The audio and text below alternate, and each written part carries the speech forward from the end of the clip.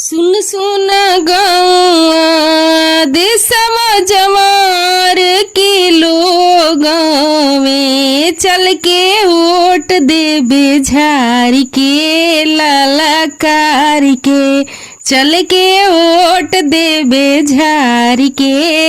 ललकार के चुने के हमन के अपना मन जोगे प्रत्याशी चुने के हमन के अपना मन जोगे प्रत्याशी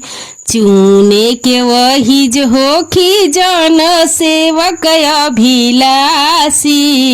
चुने के वही जो होखी जन सेवक अभिलाषी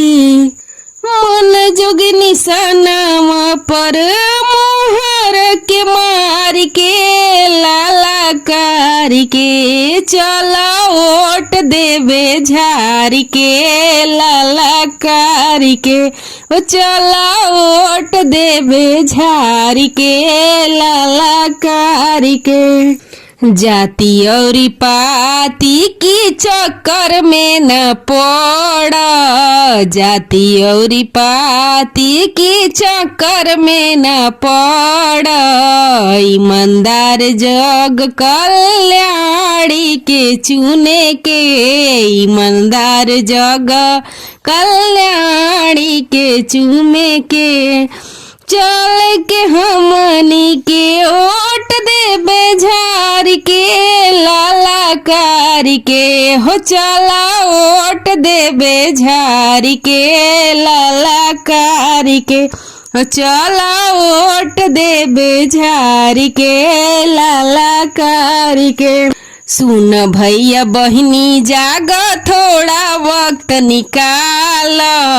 सुन भैया बहिनी जाग थोड़ा वक्त निकाल लोकतंत्र हित में वोट जरूर डाल लोकतंत्र के हित में वोट जरूर डाल मन जोग नेता चुने के अब के मोहर मार के चला झार के मन जोग नेता अब की चुने के ललकार के चला झार के सखी।